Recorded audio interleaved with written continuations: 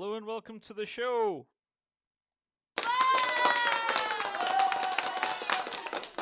Round 12.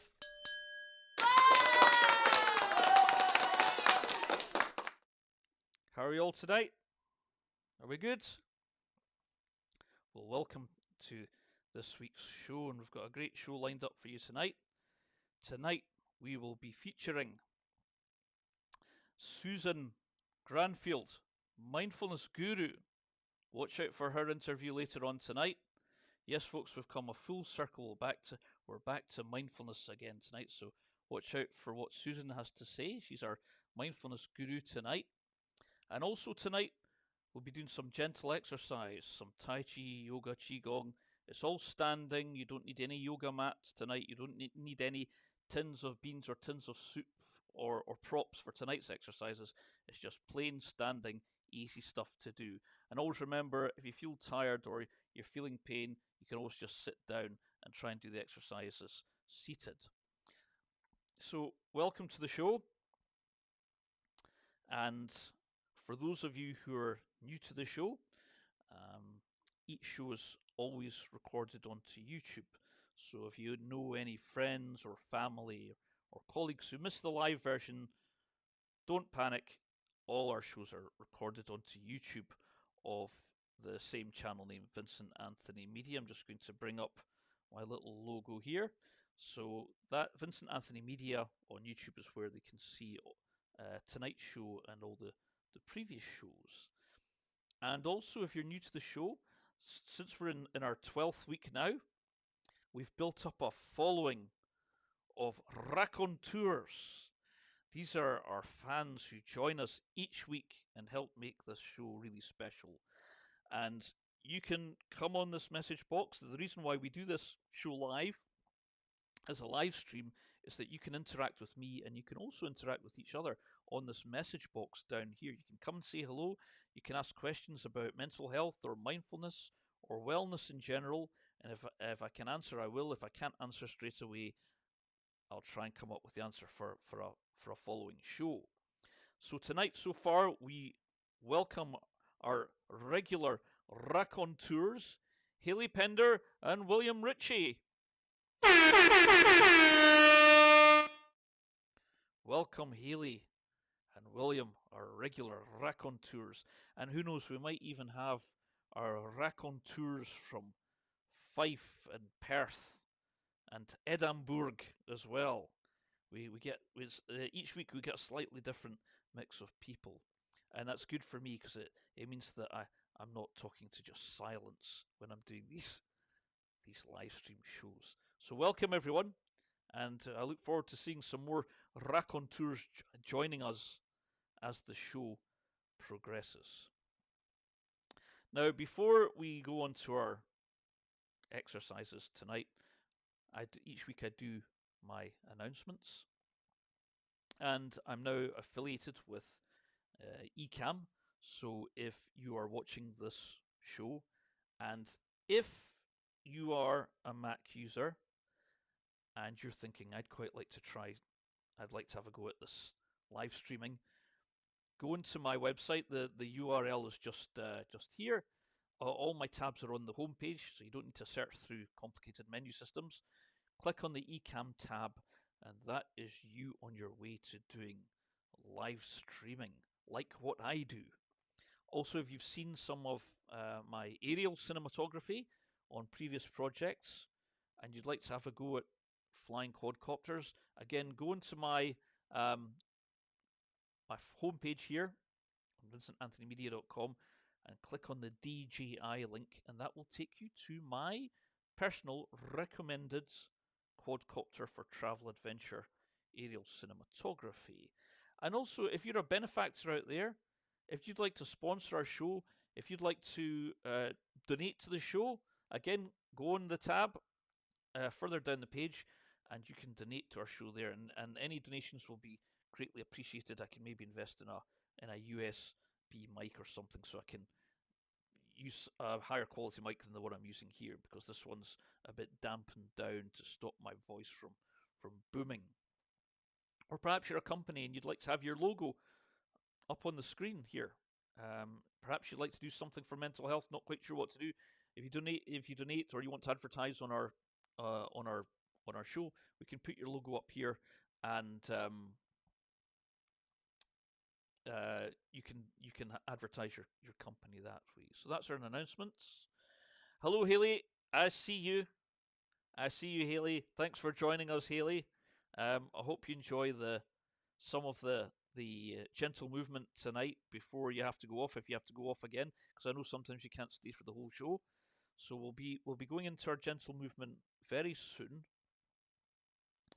But first, because we've kind of come a full cycle, because our speaker tonight is a mindfulness expert and we'll be talking about mindfulness, I thought that for our kind of philosophy and theory tonight, I would talk to you about something called mindful listening or mindful paying attention. So, what I'm going to do is I'm going to dial up my favorite guru. This is Eckhart Tolle, and it was actually in one of Eckhart Tolle's books that I discovered some of the techniques of how to do mindful listening in conversation. And I've been practicing this for a few years now. And to be honest, it's so hard to do, even though the techniques are really simple, it's so hard to do because we're conditioned how to communicate with each other. And this is like breaking your conditioning. So even now, after 2 or 3 years of doing mindful listening to people, I still find that 50% of the time I'm not doing it. I'm not doing it properly. Okay. So, what is mindful listening? What's the technique? It's actually quite simple, and I'm just going to get my auto cue up because I don't want to forget to tell you some important points here. But some basic techniques when you're actually having a conversation with someone. Here's how to do it mindfully. Okay, try if you can to give people your full attention, because on a very subtle stroke spiritual level, people really appreciate that. And that also applies when one person is talking to a crowd. Okay, it's all very subtle, very unconscious, but when you're listening to someone, whether it's just one on one or whether you're in a crowd listening to a speaker, try if you can to maintain as much eye contact with them as possible, but without thinking, but without going into autopilot. Because when we're in conversations, we start to go into autopilot. Okay, instead of listening to the person that's speaking, what we'll do is we'll do the following. We'll start to instead of listening to them, we'll start to think about what we want to say next. Okay, that's one of the things that we always do. Another thing that we do when we do that is we cut people off, don't we? We cut people off mid sentence. And what you usually find is that in a conversation between two people, there will be the dominant one who's constantly cutting the other one off. And I usually find, actually, believe it or not, folks, I'm quite dominant. So when I'm in a conversation, I'm constantly observing myself cutting people off. But that's not bad entirely, because at least I'm being mindful. Remember, mindfulness means awareness. As long as I'm aware that I'm doing it, that's the main thing. And I can try and improve, I can try and cut down. So the next time I have a conversation, I can be aware that I need to let the other person speak. I need to um, try to stop that impulse to cut. I need to resist the impulse to cut people off. So when you're in mindful conversation, and once you've all learned this technique tonight, you can all start doing mindful conversations with your friends, family, colleagues, down the supermarket, wherever. It's another good practice to do, as well as gentle movement, as well as meditation, and all the other things we've done in these shows. So try to maintain eye contact. Try not to cut the other person off by trying not to think about what you want to say next. Because when you do that, that's your way of saying I'm more important than the person that's speaking. My information is more important. Even if you're not, even if you're just being nice, even if it's a good friend of yours or a family member, it might be your husband or wife or son or daughter. Try to resist the need to think I am right. I must get my information out first because that's more important. Okay, so be aware of that. And another thing to try and do is if you can, try not to disagree with the person as much as possible.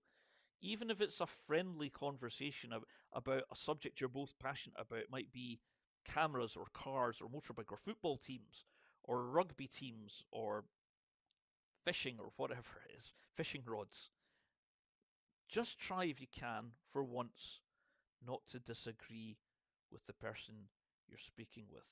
Just try it. See what happens when you deliberately don't disagree with the person you're having a conversation with. Even if it's just a short conversation, those are the best ones to try, the short ones, and see if you can not disagree. And when you look at all these pointers, there's actually only about 4 key points I've given you there. But it's actually a lot to try and do because we're so conditioned to see someone, have a chat, and fire in there and get our information across. Another thing we'll do is we'll fire in there not because we want to dominate the other person, but simply because we feel that communicating and talking and telling people something in a way is giving them attention rather than walking past them in the street and completely ignoring them and saying, "Oh, I'm being mindful. I'm not even going to talk to you. I'm mindful." No, it's good to talk. It's good to speak. It's never a good thing to ignore people. It's always a good thing to give people your attention. But what I'm saying is there are techniques that you can use to give people attention in such a subtle way that it's actually good for that other person, and it's good for you because it's all about you practicing your self-control. Okay, so I'm just going to go over those points one more time before we go into our gentle exercise tonight, our Tai Chi Qigong Yoga. So when you're doing your mindful conversation with people, stroke mindful listening, stroke mindful attention giving to people, okay, try and maintain eye contact with them as much as you can. Try not to feel the need to disagree with them, no matter what it is. Try not to do that. Try not to think about, while they're talking, start going into your own mental autopilot dialogue about what you want to say next in the conversation, and just try not to cut them off. And if you do those 4 things when you're having a conversation with people, you'll find it enhances your experience of life. Just like mindful eating and driving and walking enriches your life now. So you can now do mindful conversations with people as a new exercise to try in future. So hope you found that useful and interesting, and you'll start practicing your mindful listening. If you're ready, we're going to go into our gentle movement part now. Now, because we feel stress in the body, we feel anxiety in the body, we feel it physically, we work with the body. And this is all about spending the next 20 minutes. I think this exercise is approximately 19 or 20 minutes long. For the next 20 minutes, follow the instructions, join in if you can, and try and be in your body when you're doing this. And the reason we do gentle movement is it makes it easier for you to focus on your body if you're moving to music. As I said earlier, if you find you can't do this or you're tired, you can always sit down and try and do these exercises seated, because in the past when I used to have classes, we did actually have some classmates that could do all of this in a seated position. So try your best, see how you get on, come out of thinking mind for 20 minutes and into your body and see how you get on. So run VT, and I want to say we've added an extra exercise into this one. So this exercise has a little extra exercise for you compared to the ones you've done before. So run VT. Enjoy.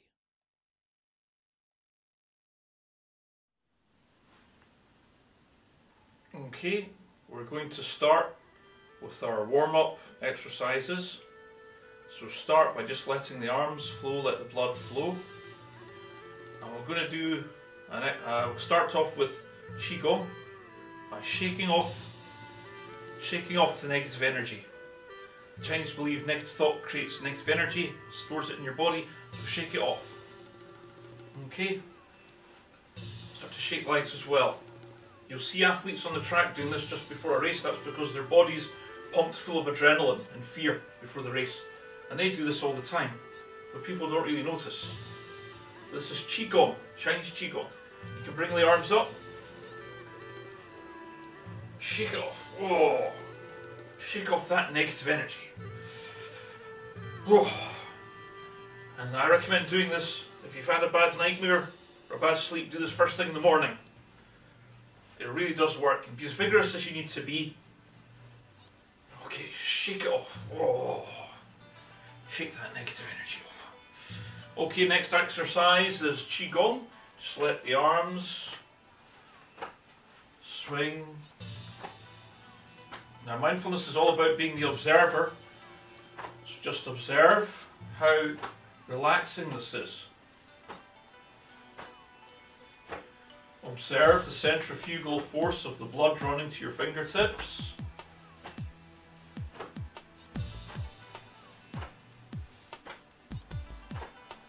Observe how effortless this is.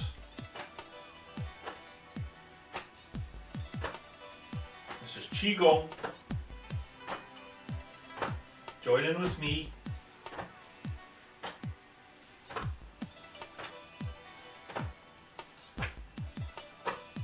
Variation, tap the shoulder. This is a pressure point. Now this one is excellent for rumination. If you're spending too much time overthinking negative thoughts, get up and do this. This will help break up those negative thinking patterns. Stop you creating those negative neural pathways that you're always creating in your brain.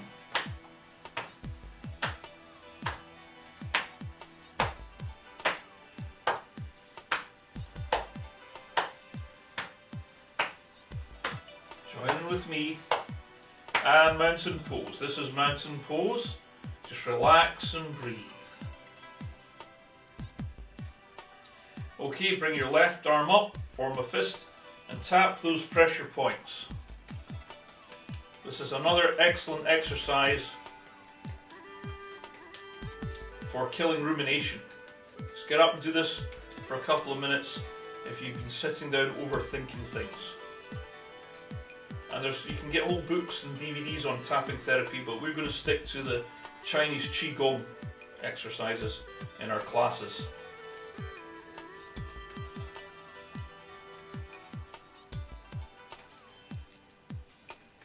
And the other arm. We always do left and right, right and back to represent the Chinese symbol of balance. And once you have balance, you have inner peace. And once you have inner peace, nothing in the outside world can bother you at all. Tap those pressure points.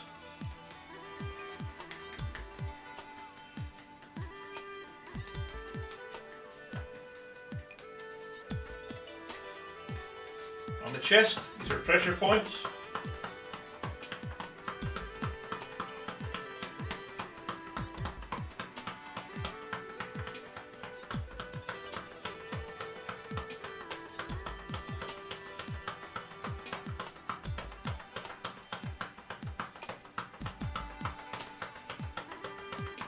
And the back.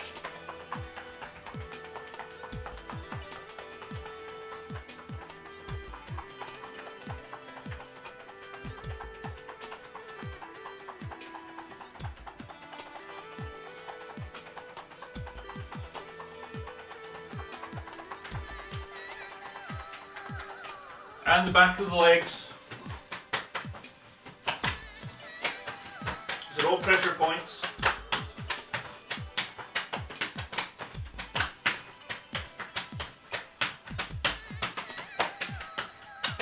Join in with me. This is Qigong.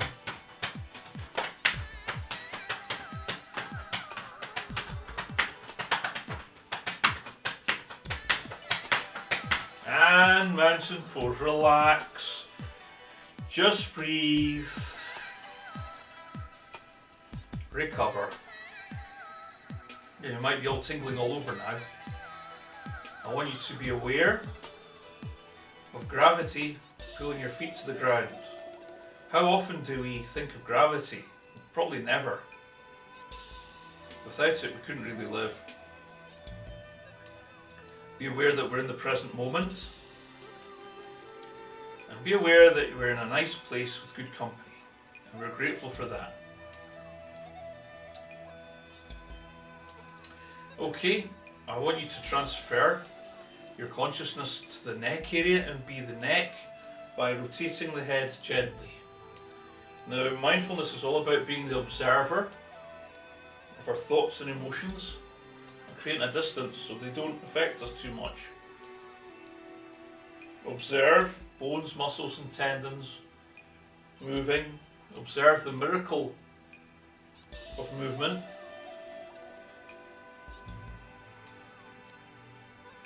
Observe how relaxing this is.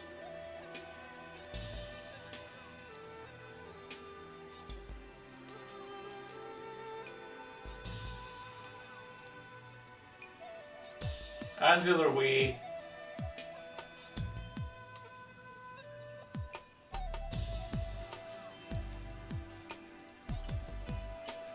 Any stray thoughts coming in, come back to being your neck. Remember, it's about you taking control, not thoughts and emotions.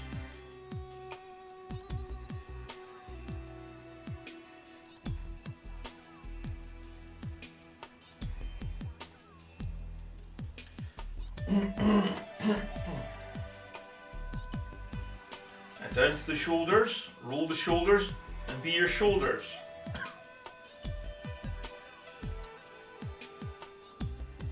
Again, observe movement, the miracle of movement. Observe bones, tendons and muscles moving.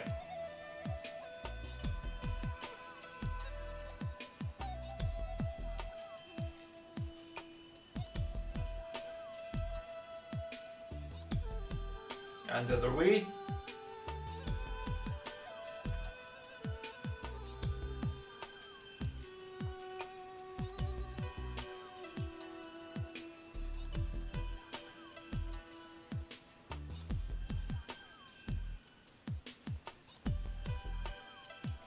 And mountain pose. Relax, recover. Just breathe normally in the present moment. Okay, I want you to transfer your consciousness down to the waist and be your waist by doing your hula hoop. Be the observer. Observe bones, muscles and tendons moving. Any stray thoughts coming in, come back to being your waist.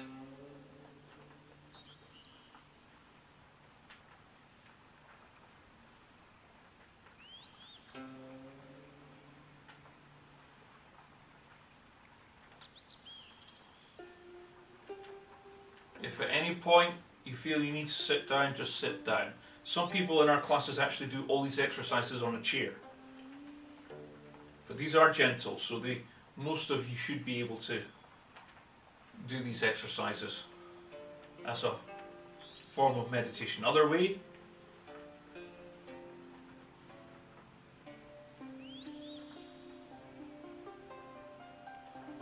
This is our warm-up. It's always good to do warm-up before meditation.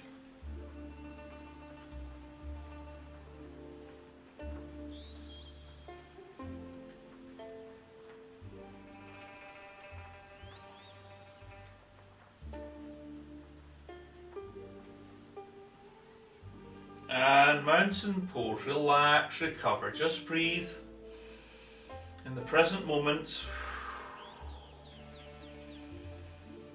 That's it. Okay, we're going to move on to a little bit of simple yoga. So, left leg forward, right leg back. Get your balance. Be strong. And the arms are going to come up, and this is in Warrior 1. Now, this is an excellent exercise for overthinking or rumination, because you've got 3 points of focus at the same time. Observe the heat generated between the palms of your hands. Observe your arms fighting gravity, and observe your legs trying to keep you upright. So there you can observe 3 things at the same time, which makes it really difficult for thoughts to come in.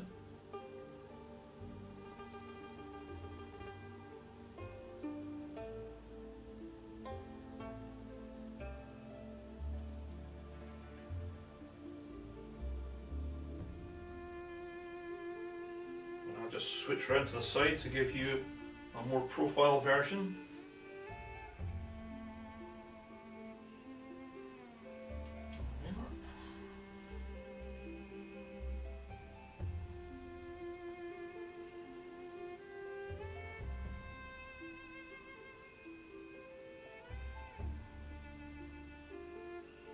Now, your left arm is going to come forward and down, your right arm is going to come back into Warrior 2. Now with this one, observe any strain or discomfort and be totally non-judgmental, because the third aspect of mindfulness is being totally non-judgmental with your thoughts, yourself, and the world outside.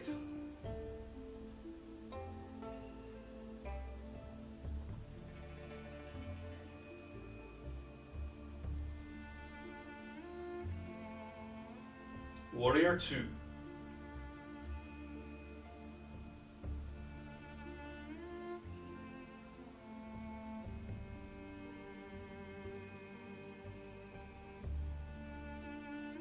And mountain pose. Relax. Recover. Just breathe. In the present moment, breathe normally. Start to become aware of the temperature in the room. Is it cold? Is it warm? Is it medium? Mindfulness is all about developing your awareness skills.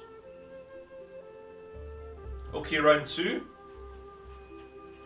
Right leg forward, left leg back. Go in profile. And Warrior 1. Again, remember you have 3 points of focus. The heat between the palms of your hands, your arms fighting gravity, and your legs trying to keep you upright. So that makes it extra hard for thoughts to come into your mind.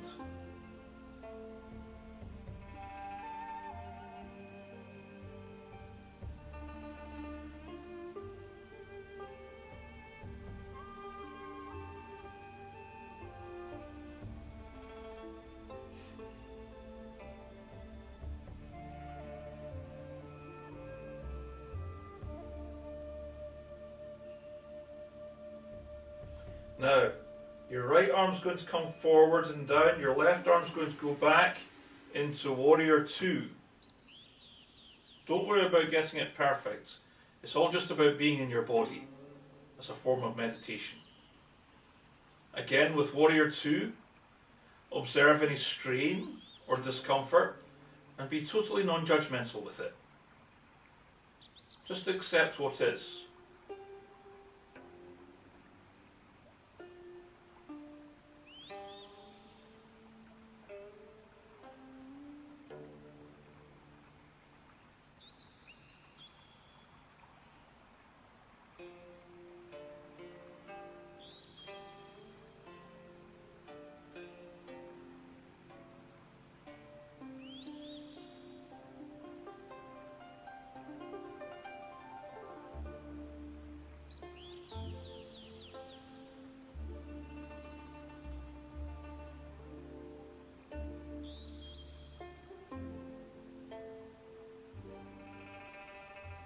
And mountain pose.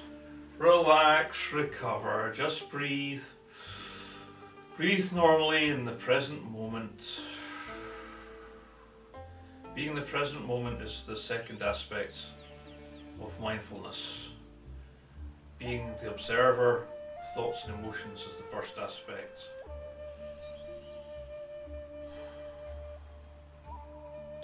I learned this extra exercise from a man called Tai Chi Mike. Now this extra exercise is very similar to the tiger, but not quite the same. So just join in with me. So the arms come up, a bit like the tiger, but then push down. Slightly bend the knees. Be very graceful and symmetrical. Push, bend the knees.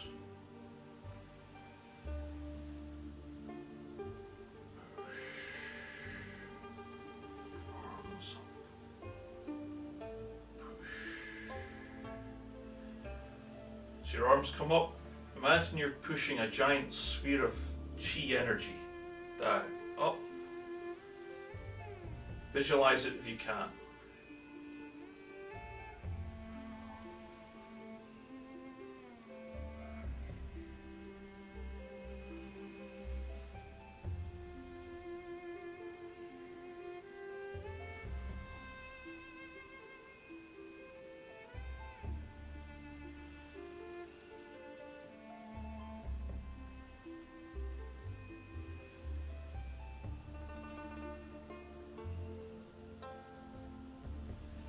Just go at your own pace.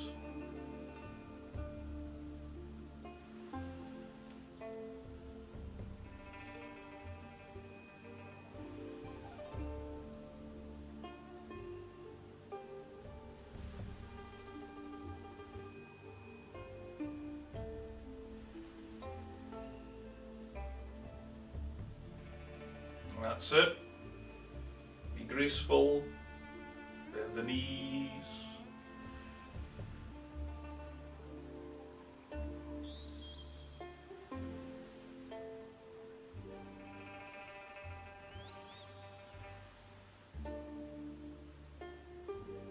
And mountain pose.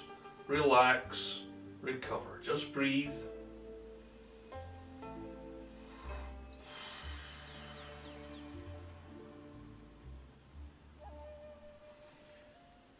Now at the end of our gentle movement, we always finish with our relaxation visualization exercise. And visualization is simply like doing controlled daydreaming. But if you don't do visualization, that's okay. Just listen to the words I'm saying. So we're going to finish with our sun salutation.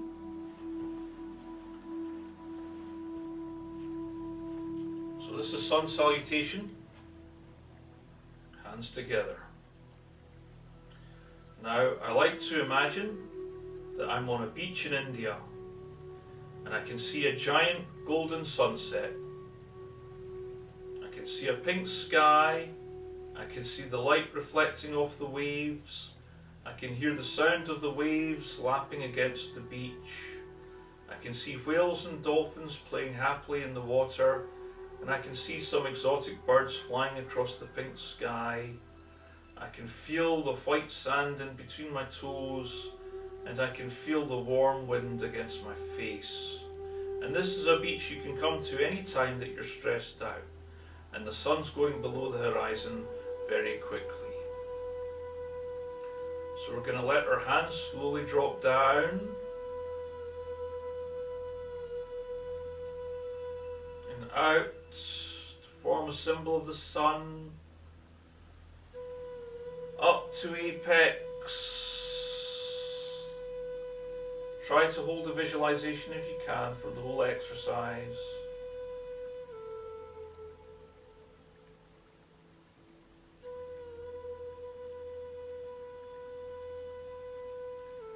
And gracefully down to center again.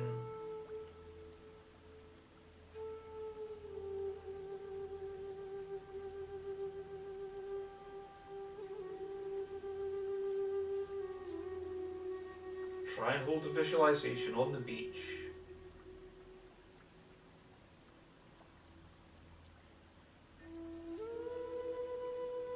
And down.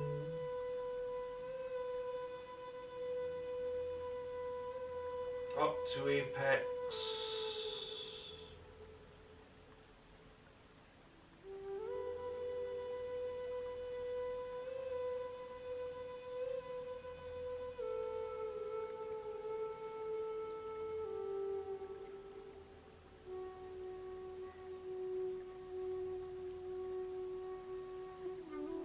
Down to center.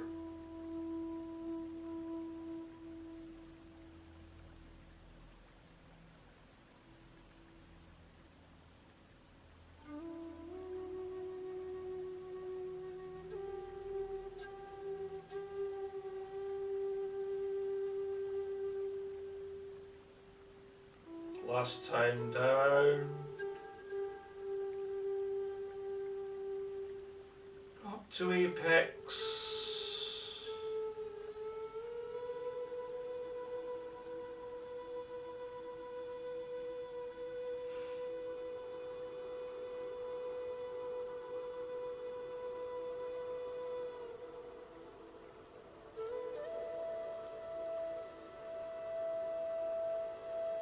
Down to center.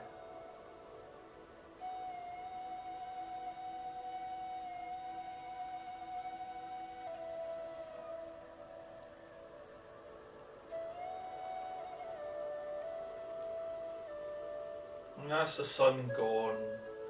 But we'll come back next time. Mountain pose.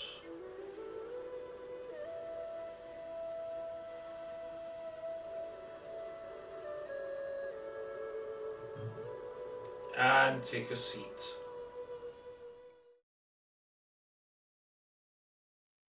There we are. Did you enjoy that? Was that good?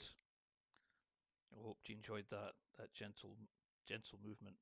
And since during the running that little film, we welcome one of our regular raconteurs, Laura Binney from Glass Bullet Media. Welcome, Laura. And Laura runs a video production company. For those who are watching and new to the show, Laura runs Glass Bullet Media, and they do video production. Not only video, they do feature films as well.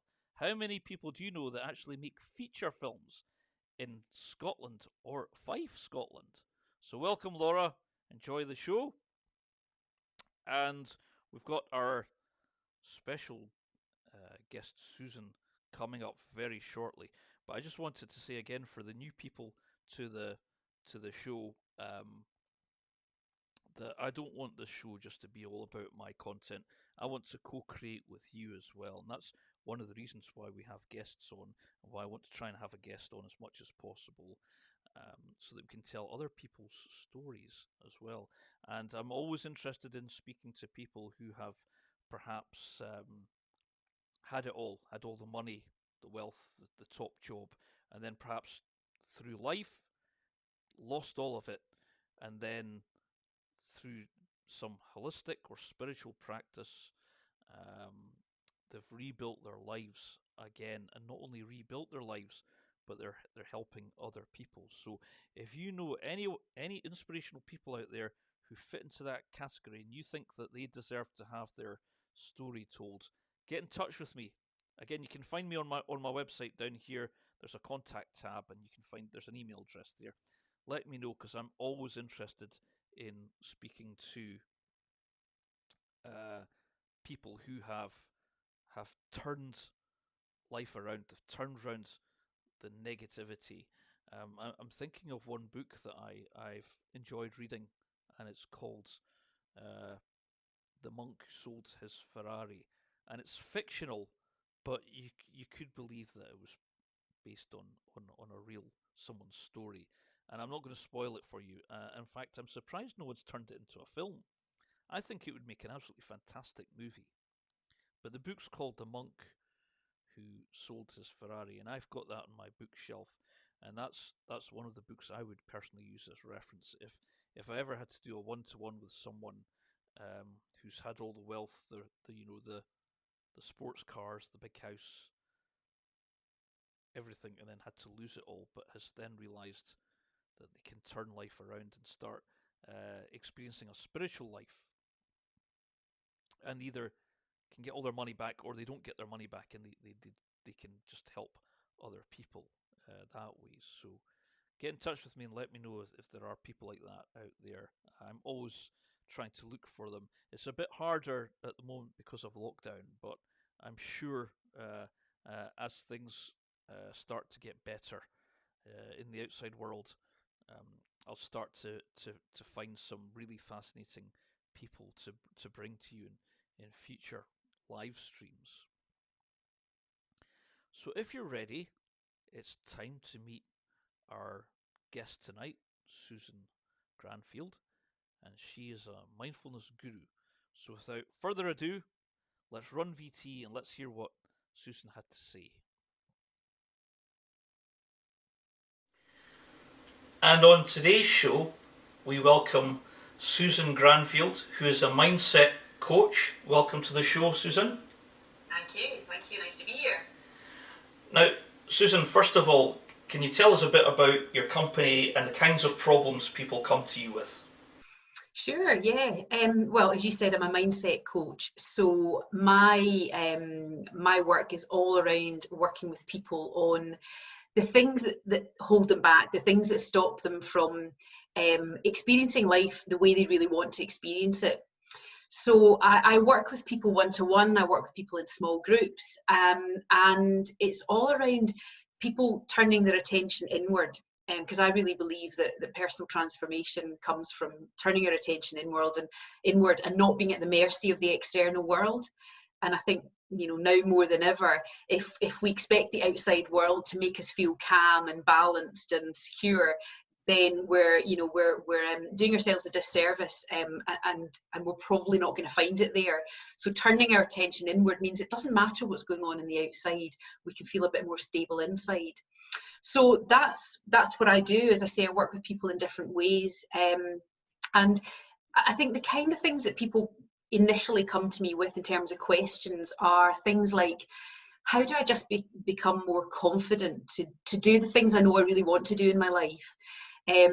For some people, it's very business related. My background is in the corporate world, so I quite often work with people who are maybe running their own business, and there's this thing called imposter syndrome, which I'm sure some people have heard of, where you get to a point where you're doing quite well in life and business, and you then think someone's going to find me out. I don't really know what I'm doing.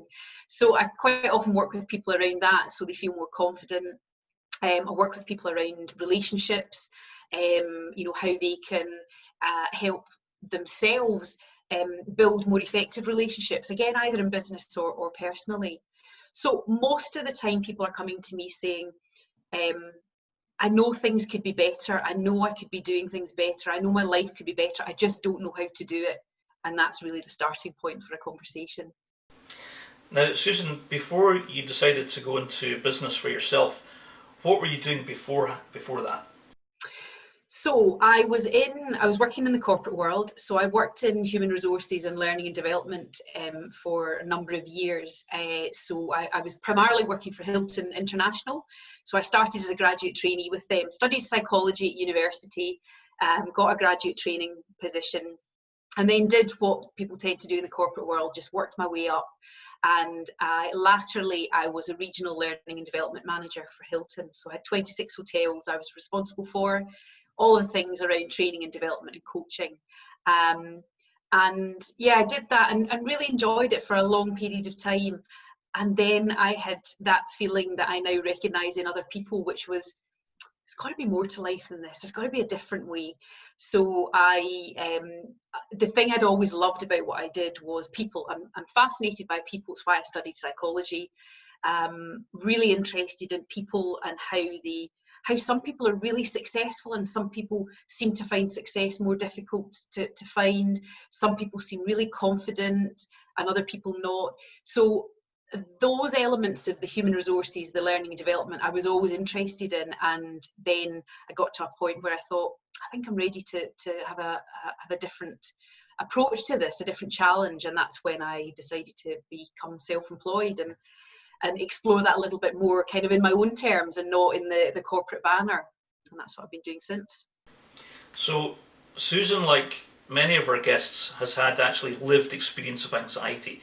Can you tell us a little bit, Susan, about your own experience? So yeah, I'm not sure if I would necessarily describe my experience as anxiety. I kind of feel labels are helpful to give us a kind of common understanding, but can sometimes we all have our own experience. So but what I can share with you is that I had an experience where I didn't feel in control of what was going on. I was frightened, was frustrated, felt experiences of anger as well, lots of emotions that I hadn't experienced before, didn't really know how to deal with them. And it was all around the time when my husband and I were going through fertility treatment. And so for years we'd been trying to conceive, it hadn't happened, we'd gone down IVF. And it was a time in my life where I really became acutely aware that I can't control my experience, and I can't control what's going on in the outside world. I really needed to better understand how I was responding to the situation. So while I'm not sure it was anxiety, it was certainly an awful lot of very difficult emotions, mentally, physically. It was challenging. It was challenging for relationships. It was a really difficult time. So yeah, mindfulness was the thing that really helped me deal with all of those emotions and the feelings, and enabled me to really relate to my experience differently. And whilst I haven't been through the same intense experience as the fertility treatment since, I've been through the ups and downs of running my own business and just life's general ups and downs. And mindfulness has really been there as a huge support to me. And I started teaching mindfulness to others about 5 years ago. And the process of teaching it to others has really helped my practice as well, because I keep having to keep coming back to what is mindfulness? How do we be more mindful in everyday life? So it's one of the best things. It's certainly not a panacea, and it doesn't cure people of things. It doesn't make life's problems go away, but it's a different lens through which to experience difficulties, and I just think it's hugely powerful.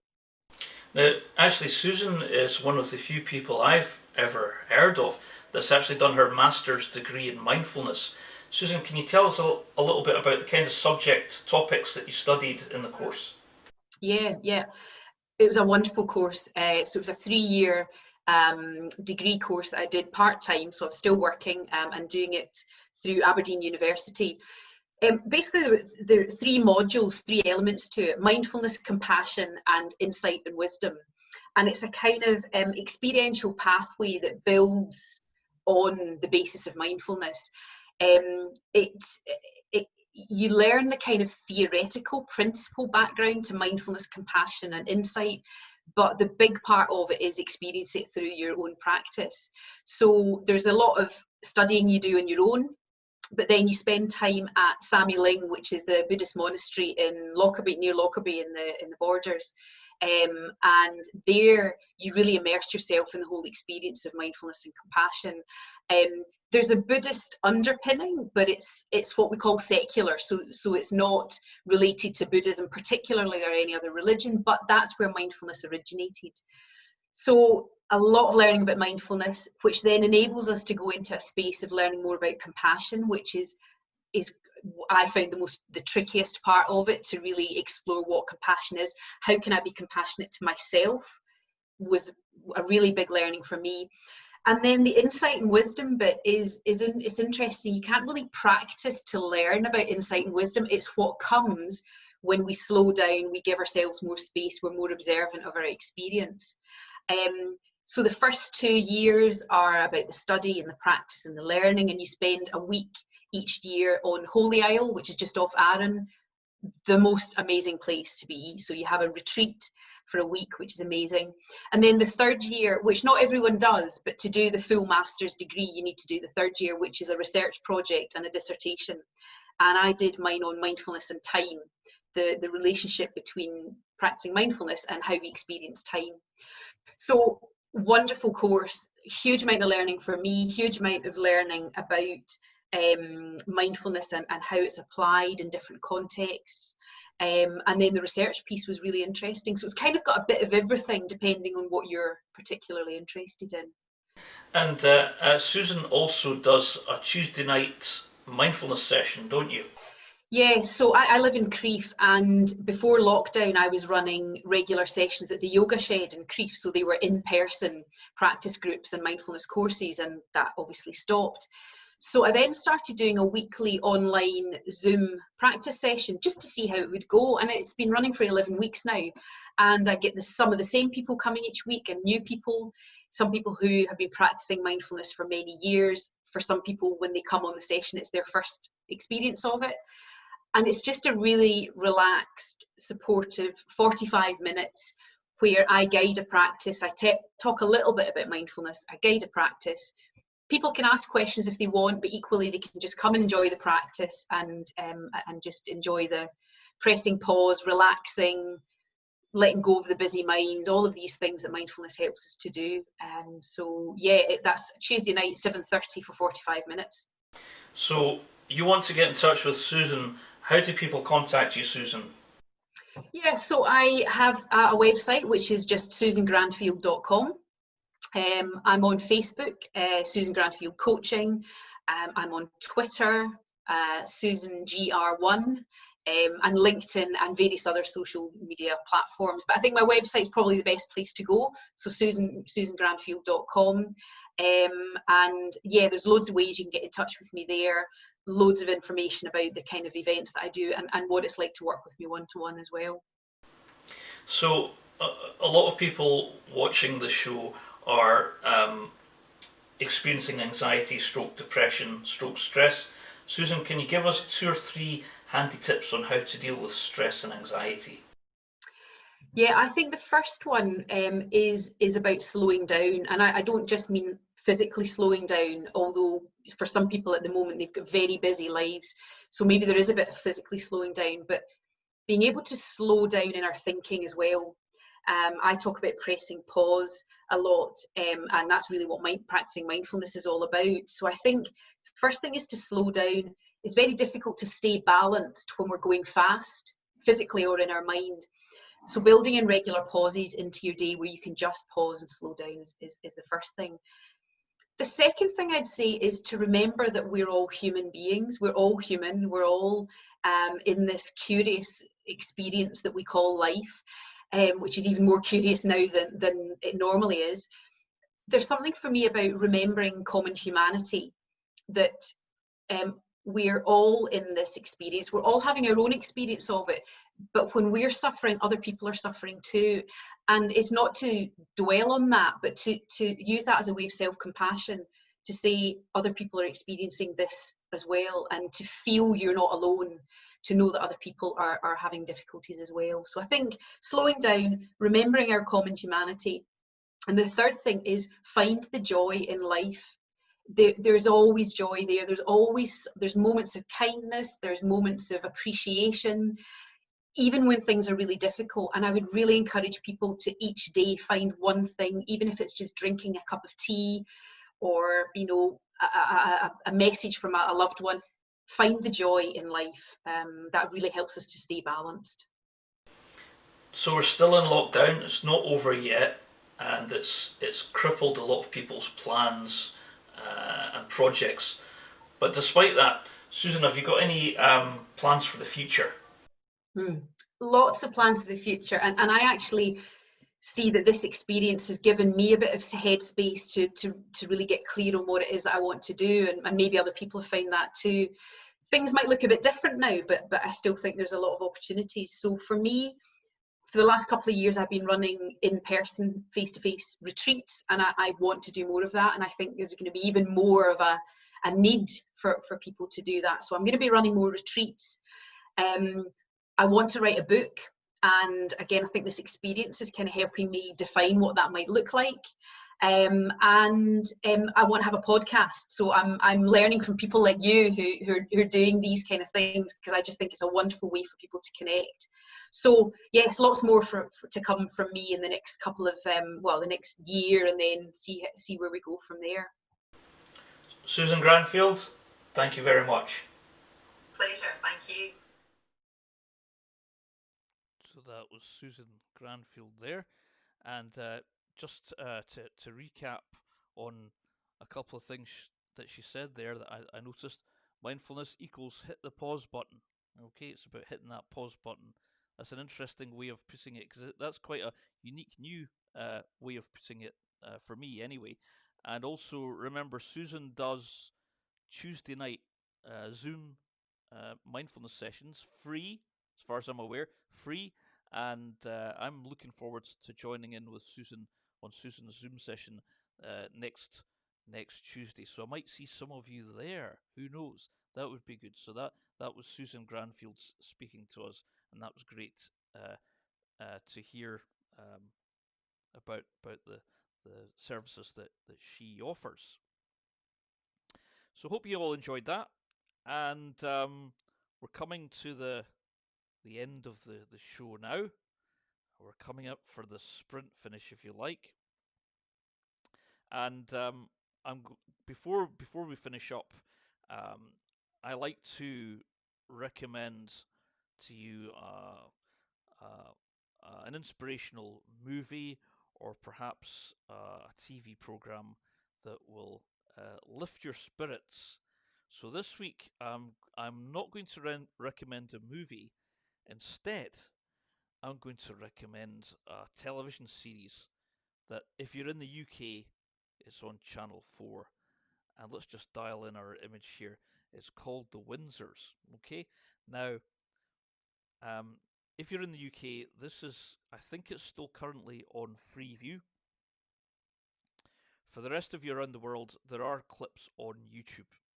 Now, when I first saw this, the title of this program on the Freeview guide, I didn't even bother watching it because I automatically assumed that this was another fly on the wall documentary about the royal family. So I didn't even bother um, watching it at all. However, by chance, as always, by chance, I was flicking through the TV channels when I was watching the Ghosties. I always watch Ghosties on a Thursday night and Friday night on the Really channel. That's tonight, folks. After our show, I'm going straight down the stairs to get my dinner and watch the Ghosties, starting at 9 o'clock.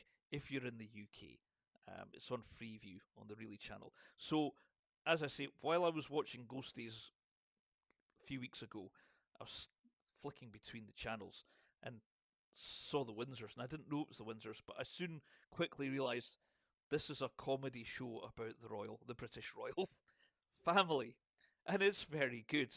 And I know that for those of you who are stuck indoors during lockdown, you need something to keep you occupied. You need something to keep your spirits up.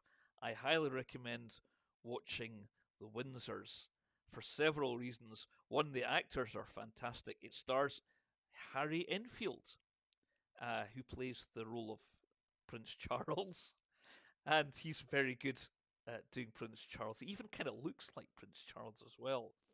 And so Harry Enfield's one of the main characters in it. And I like the characters who are Princess Beatrice and Eugenie. They're just amazing. Just their accents are just quite incredible.